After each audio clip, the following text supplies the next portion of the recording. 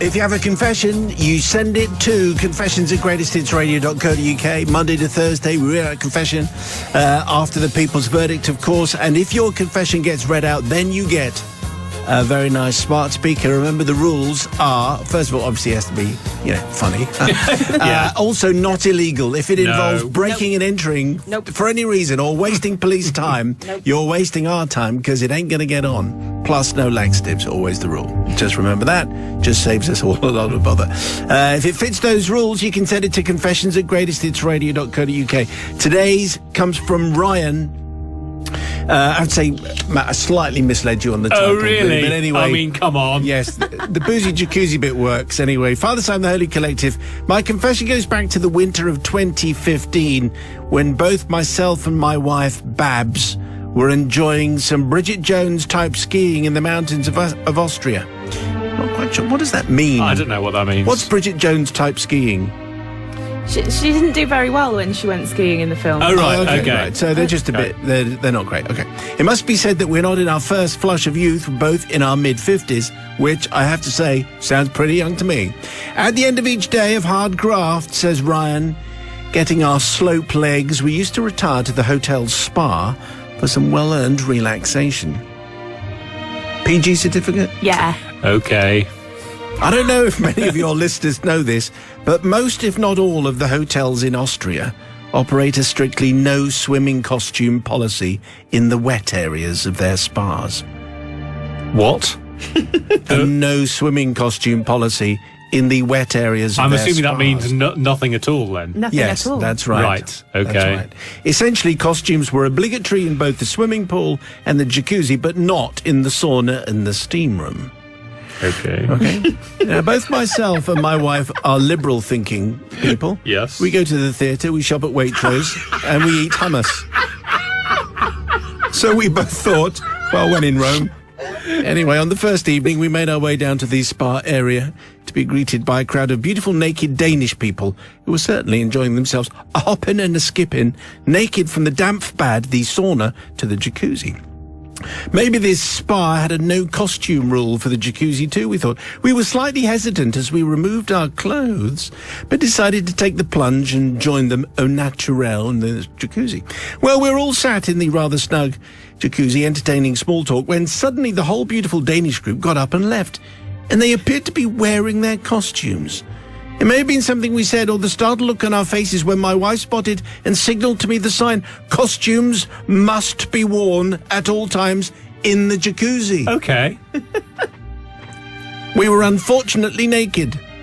After the Danish group's swift exit, we suddenly found ourselves alone in the hot, bubbling water trying to work out a strategy to exit the jacuzzi quickly before anyone else spotted our faux pas or anything else. Come to think of it. Oh, please. Oh, what? That's proper Austrian, that is. Yeah. Yeah, that is. Imagine our horror when the door to the spa opened and we were joined in the jacuzzi by 6 burly British guys all wearing their Speedos and carrying cans of lager, the local Trappist ale, 7.4%. Luckily, the bubbles were covering a multitude of sins. We realised that they were in for the long haul and we were stuck. They were wearing their cozies, we were naked in the jacuzzi. What's more, we were booked for dinner in 5 minutes. My wife decided she'd had enough of this and decided to take evasive action, and without warning, she shouted, "Avert your eyes, gentlemen!" She then arose from the bubbles like a phoenix from the ashes and climbed hurriedly over several pairs of hairy legs to reach the safety of her towel hung discreetly over a chair near the exit. I quickly followed, much to the amusement of everyone else left in the jacuzzi, and fled naked to the changing room, keeping what dignity I had by putting on a pair of spa slippers. Don't think that works, Ryan. Because I'd forgotten to bring my towel and didn't want to risk any more exposure trying to find my discarded trunks. It's even more embarrassing to report as the British guys ended up always sitting near us at dinner for the rest of the holiday. We always smiled politely at them as we passed, but they looked a bit baffled. Either they didn't recognise us with our clothes on, or the Engelspell Trappistine beer was working its magic. So clearly I seek forgiveness not just from the burly British guys, who are probably still traumatised from their experience. Avert your eyes, gentlemen! but also from the hotel management for a flagrant disregard of the hotel rules. It's always slightly troubling when you go to foreign climes and discover that there are rules like this in the sauna. Can't be doing with it. Anyway, what do you say, Sister Susie, producer of the programme from the pub? Well, Ryan, I think Babs comes off a bit better than you do. I don't know what you did with those slippers and, where you used them to hide your dignity, but I think the less about that, the better. However, you were following the example of the beautiful Danish people, and maybe you were a bit mislaid there, that they actually had put their pants on before they'd got in the jacuzzi. So I don't think it was your fault at all. And, you're liberal, you eat hummus, so I'm going to forgive you. Yeah, that's the sign of the liberal, the hummus and the naked in the jacuzzi. Brother Matthew. I've never really quite understood this obsession our continental cousins have with everything has to come off if you're going into the sauna or any other part, and that you've got to wear the smallest costume possible when you go in swimming in France. That's happened to me. Absolute disgrace. We were unfortunately naked. There's a line that is always guaranteed to me that I'm going to forgive. Yes, what a killer confession to start the week with. Definitely forgiven. People's verdict, please. Do you forgive Ryan and Babs? On the text, please, 61054. First word has to be Simon, if that's okay with you. Anyway, people's verdict on today's confession, which we are now expecting because we got a tale from Ryan and from Babs, how they were inappropriately dressed in the jacuzzi. Classic Brits Abroad story. What's the people's verdict? What are they saying? Bridget says, hilarious confession. Nearly choked on my cup of tea. I was laughing so much. Definitely forgiven. Felix says, funny how often this happens. Forgiven. Forgiven, says Jackie in Wanstead. I had this on holiday in Germany. We went down to the sauna in our costumes to find a man sitting completely naked. He started yelling, but I had no idea what he was saying. It was all in German. Anyway, after lots after lots of hand waving, it seemed to me that we should not be wearing anything. I was horrified. I yelled, we're British, we don't do this sort of thing, and marched off, slamming the sauna door on him. And finally, we don't get naked in England. Ever. And finally, Roy has a great three-worder. Not forgiven. Standards. Yeah. It's easy to get things wrong. It is. Isn't it? When you're slightly surprised by local customs. Yeah. Anyway, if you have a suitable tale for us, maybe inspired by today's confession, we'd love to hear from you. If we choose yours, you get a smart speaker. It's confessions@greatesthitsradio.co.uk. Confession time. Tonight's comes from Fifi. If Fifi gets the smart speaker, if you have one for us, send it in. confessions@greatesthitsradio.co.uk. Fifi says, Dear Father Simon and the Confessional Collective, my story goes back to 2004 when sat-navs were very much a new phenomenon in the world of driving. A friend of mine had a relative who died, but I couldn't go to the funeral. I could, however, go to the service the evening before when the body was being received into the church. The church was in the countryside, about 30 miles away, and one that I'd not been to before. I knew that I could just about make it on time as long as I didn't get lost. So my husband says to me before I set off, why don't you use the tom-tom? And I said, what's that, the Anglo-Indian drum that starts in Sri Lanka? Interesting suggestion. No, he said, work gave me one today. It's like an electronic map that talks to you and tells you where to go. Well, this was one of the most ridiculous things I'd ever heard of, but I was happy to give it a go if it got me to the church on time, as the saying goes. We both then went out to the car. He typed the address of the church, plugged it into the cigarette lighter, stuck the tom-tom onto the windscreen. I just watched in awe. My only instructions were not to touch it, to remove it before I went to the church, though obviously those two things go against each other, and wipe off any signs of the round mark made on the windscreen, as it was a sign to burglars that I had a tom-tom, and was therefore prosperous, well-to-do, worth breaking into, and ate hummus. Yeah. There you go. To reference to yesterday. Yeah. I arrived at the church with 5 minutes to spare. The tom-tom was fantastic. I wiped the round mark off the window screen and went into the church. At the end of the service, we all queued up quietly in the aisle to pay our respects to the family and to walk past the coffin. The vicar was watchful, curate also. The church was quiet, very respectful. There were tears, of course. Everyone was solemn. As I approached the coffin, A very strange thing happened. Oh, no. Out of nowhere, a voice boomed out, "You have reached your destination." Everyone looked at me in disgust. I had no idea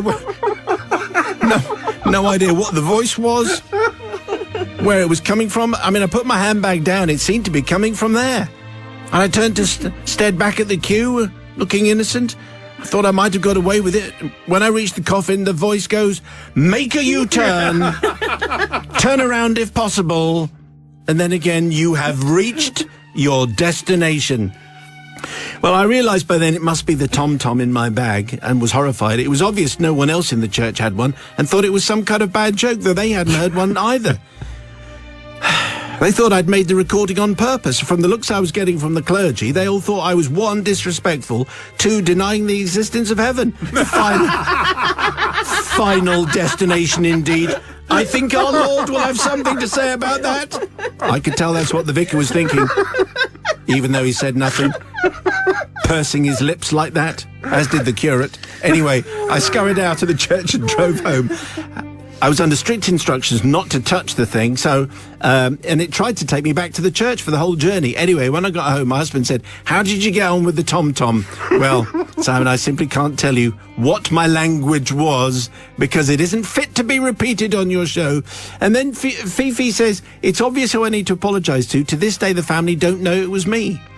I mean, I would have thought it's definitely the woman with the tom-tom in the handbag is what I think most people would have concluded from that. Anyway, a surreal combination of a tom-tom and a funeral. Yeah. Back in the days when people did not know what tom-toms were actually going to do. Sister Susie from the pub. Well, Fifi, that really made me chuckle. And I don't think you're the only one it's happened to. Now, I would say it's probably your phone or your smartwatch that starts talking at inappropriate moments. We've all been there. And also, I just love that you just did not think to turn it off. Just turn it off before you go in. You wouldn't think. You just leave it in the glove compartment. She was told not to touch it. But she took it in her bag. But yeah, no, I'm going to forgive her because, I had a tom-tom that someone had programmed to speak like Yoda. Oh, really? Oh, no. That get intensely annoying after 10 minutes. Yes, it was. So I forgive Fifi. Brother Matthew. Yeah, we are squarely in Derek Nimmo territory here, aren't we? Yes, 70s sitcom with the tom-tom. I'm definitely going to. I remember being massively excited when we got sat nav for the first time, and we went on a journey, and it involved going on. I think it was the M6 toll road, which had only just been built, and the tom-tom had no clue and thought we were driving through fields. It was superb. So yes, you've reached your destination. Well done. I love it. Definitely forgiven. Okay, so the people's verdict. Please, do you forgive Fifi, yes or no? On the text 61054. Start your message with Simon. 61054. Start your message with Simon. Just before 6, we had a top confession from Fifi, which combined the perils of a funeral and a tom-tom sat-nav with jolly good results, I think.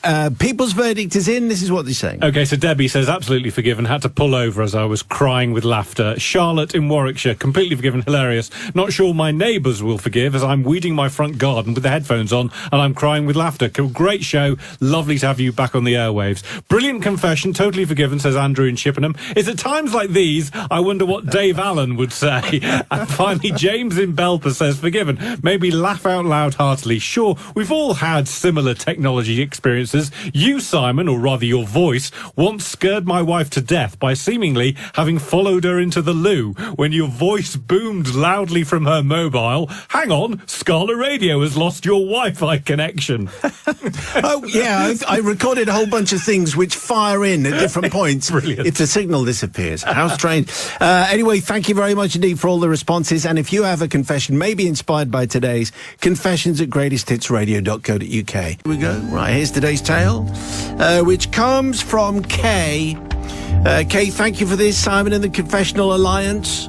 Great to have you back at a sensible time with an excellent show format. In great spirits, not attempting to gain favour before you read my confession, honest, but I'm just putting that before you. Well done. Nice. It's great. My confession is from a number of years ago, but spans from when my son was 9. through to when he was 14, so covers a long period of deception, and for that I plead for your forgiveness from the Alliance and from him. A mother's love for her son can never falter. However, a son's love for his mother follows a trail of ups and downs, hopefully more ups than downs. As a side issue, you might like to know my son is now a healthy, happy 36-year-old with a new baby daughter of his own. I think this comes under extenuating circumstances. Yeah. And here comes some more from Kay. I should explain the background. My son James was born 4 weeks premature and quite ill, requiring major surgery soon after birth and several ops and regular hospital visits. His first year of life was, to say the least, a worrying hard time, but we survived. By the time James was 9, we were down to 2 regular 3 monthly trips to the hospital, a car journey to the Children's Hospital in East London. This involved the wonderful A10 road and a long, boring road from North Hertfordshire and the North Circular Road. There's quite a lot of detail. Yeah, It's no, a I'm good liking travel. it. It's a good drive time confession. This is where my confession of the misdemeanor begins. James had and has a happy, fun-loving, joke-playing nature, always seeing the funny side of the situation. On this particular occasion, as we approached the wonderful roundabout at the junction where the A10 goes over the North Circular Road... Yes, we know well. Yeah. There are a number of roads coming on to the roundabout. Cars and buses and lorries all heading towards us at speed. I have to be honest, it's not my favourite of roundabouts. I said to James, sitting in the front seat next to me as children were allowed to in those days, I really hate this roundabout. It'll be all right, Mum, he says. Yes, but I hate it, I say. Who invented roundabouts anyway, he says. I don't know, James, but he was an idiot, I say. This led to me saying the following. Well, I've had enough. I'm going to close my eyes whilst driving around this roundabout. It's just all too frightening. To which James says, no!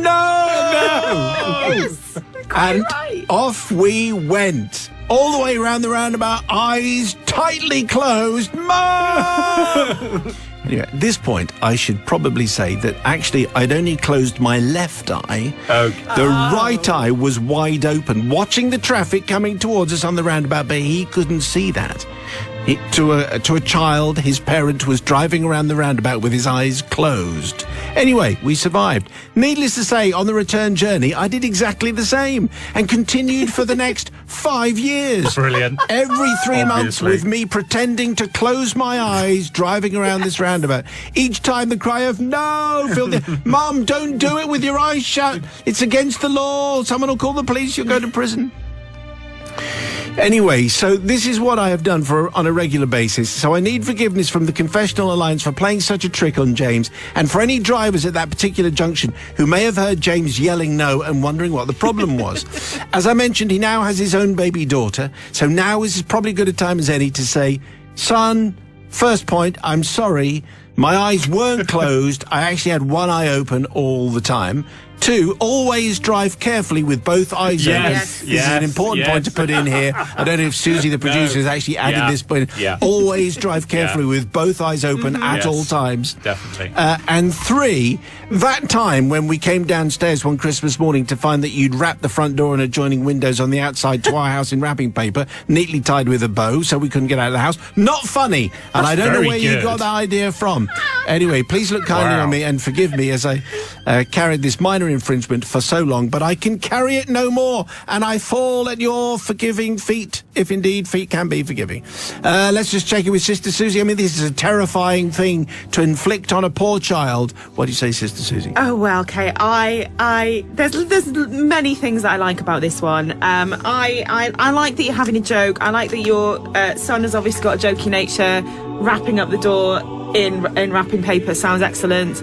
My mum used to do a similar thing, although it wasn't as dangerous, and I thought she was magic for a very long time. Is when we were at the traffic lights, she used to blow and change them to green from Wow, red. that's cool. And I thought it was amazing. And she was just like, all right, we've been waiting for a while.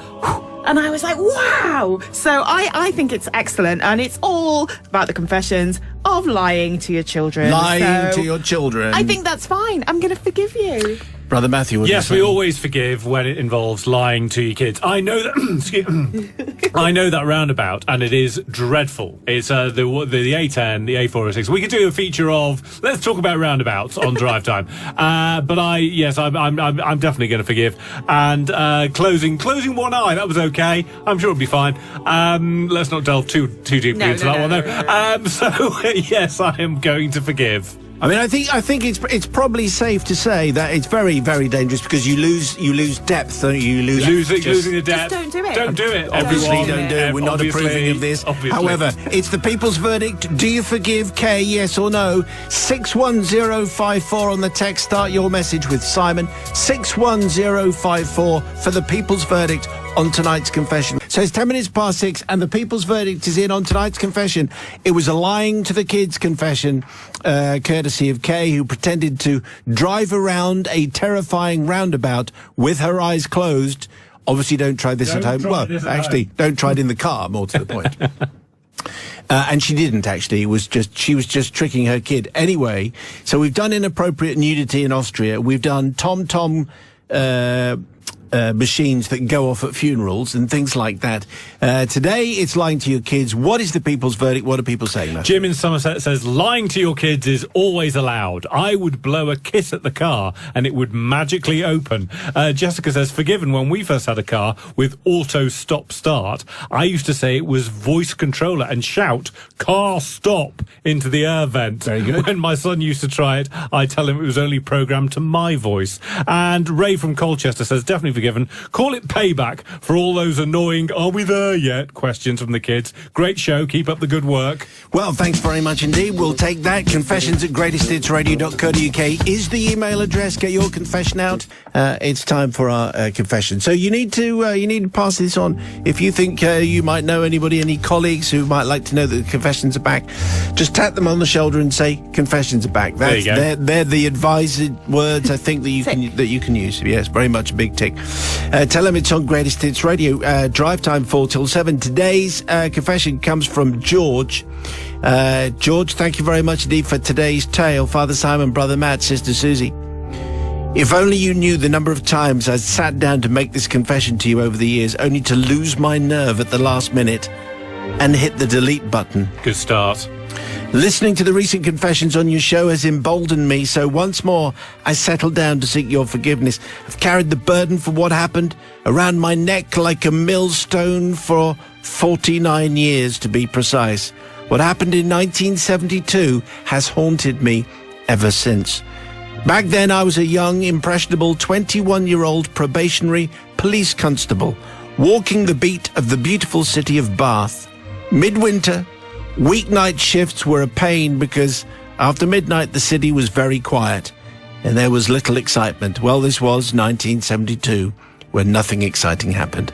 My job would consist of shaking doorknobs, pulling padlocks and checking the tax discs of parked cars. Such tedium would cause many officers to make prior arrangements with colleagues on neighbouring beats to meet up somewhere at a given time on the border of their patch to have a chat and a crafty smoke and do things that 21-year-old men did, like talking about the new Open University broadcasts and the worrying state of Sino-American relations. Yeah. We would also express our aspirations to become high-ranking detectives, working some complicated and gruesome murder somewhere.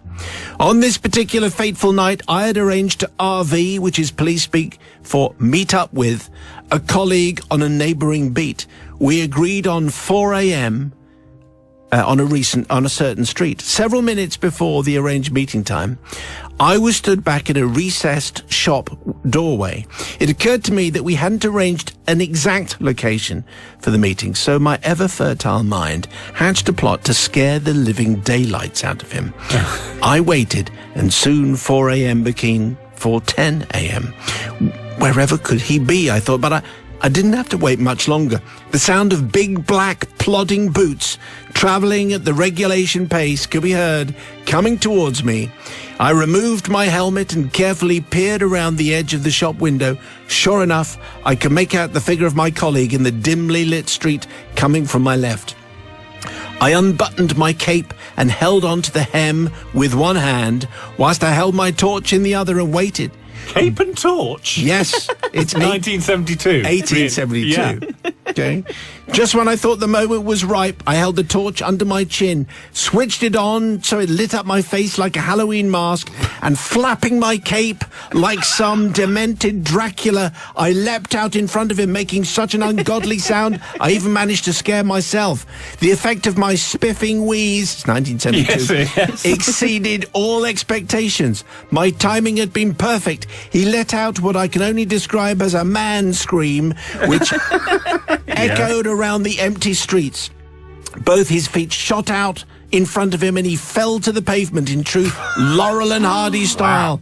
Roaring with laughter, I shone my torch on the now recumbent black uniform. I have to say it was at this point that I noticed that, of course, this was not my colleague. Oh, no. But he was a man in his late 60s, a hapless employee of British Rail, as they all were. My laughter turned to a state of deep shock as I bent down to help him sit up. I was apologising profusely. I'm so terribly sorry, I said. I thought you were my mate, Constable Knapweed. Well, obviously you changed the names as we go Obviously, through. yeah, no, I've worked Just that out. then, as if on cue, my colleague, Constable Knapweed, arrived. He'd been stood in a doorway further up the street, planning to do the same kind of trick on me. Anyway, what fun it was to be a copper Yeah, clearly. in Bath in the 70s. Early 70s, yeah. As he approached in true theatrical style, he said, "Hello, hello, hello, what's going on here then?" Because that's the way we spoke. No. Before I could answer, the poor man sitting on the pavement started to relate what had happened to him as if he were making a witness statement. "I'm a porter at the Bath Spa railway station," he exclaimed. What? Hang on. He just got off the night shift and was going home. "I've been doing this for 30 years, including the war years, and nothing like this has ever happened to me before." Come on. With even more...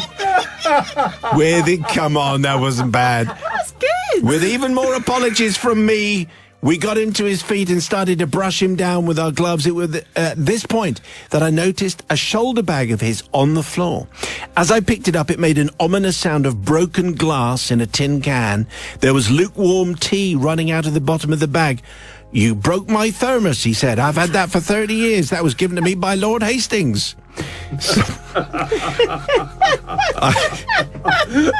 Go on. It was a special thermos. Lord Hastings, yeah. He was a well-known distributor of Was he? thermoses Oh, thermos, right, to the okay. British Rail staff. I quickly went through my pockets and found enough money to buy a deluxe version of this thermos and thrust it into his hand. He muttered some more vulgar expletives Which we're going to pass over. and something about young coppers with nothing better to do with their time, Yeah. which is quite right. And then he limped off into the night, rubbing his elbow. "I plead for forgiveness from you, Father Simon, and your drive time duo, together with your loyal listeners. I never made detective, funny that, but I did enjoy 30 years in the police service. But that porter is always on my mind. In fact, ever since then, when I've had dealings with a railway employee, I was always polite and respectful and would give a generous tip to porters who carried my luggage. Yes, it's a very fine tale from another era altogether. It's only 1972, even though it feels Dickensian. Wow. In fact. Anyway, it's young George, the copper from 1972, Sister Susie, Well, producer of the show. I'm quite torn here because, I was only in Bath at the weekend, and they are tiny little, obviously changed since 1972, but tiny little holes and little doorways that you can hide in. All the police are there all night. But that's mean. I think that's mean. I think it was mean that he was going to jump on his friend, and I think it was mean that he was going to, this poor man who just been working all night, and that happened. Yes. However, I did like the accent, the West Country accent, especially thermos. There you go. The thermos said in a West Country accent was one of the best things ever. So for that reason only, I'm going to forgive. You see? Yeah, yeah. You sit there in your North London ways and you're thinking, I can't do them. I've told you I'm a master Yes, clearly. of the accents. Absolutely. Is this a thing? This police officers meeting up halfway through a night shift is all. I'm going to meet up with a person who is on the border of my shift. I've never heard of that before. I'd In love a to know doorway about at 4 o'clock Were in you the a morning. policeman? Yes, clearly. I'm obviously going to forgive just because of the premiere of that accent. I mean, Thank you very we've much. had that one in the back pocket for a long time. It was given to me by Lord Hastings. Yes, Lord Hastings. Definitely forgiven. I mean, he paid for the thermos, didn't he? No harm done. Definitely forgiven. Okay, it's the people's verdict. Do you forgive young George? On the text, please, 61054. Make that 61054. First word has to be Simon, 61054. Do you forgive George, yes or no? Tonight's confession. Minutes past 6. Tonight's confession came from George. A police confession from Bath in 1972 involving a thermos flask and Lord Hastings and British Rail. Anyway, the people's verdict is in. Matthew, what do they say? It is really busy on the people's verdict. So Chris in Manchester says, hello, Simon. Number 1, very excellent accent skills. Number 2, of course, George is forgiven. What kind of a police force sends 21-year-olds out to walk the streets alone at night? It's asking for trouble in so many ways. He should be commended. Love the show. Sarah in Prestatyn says, forgiven, but can you tell my husband, who's a retired police officer, to stop squashing the recycling in a noisy manner as I'm listening to confessions? Fair.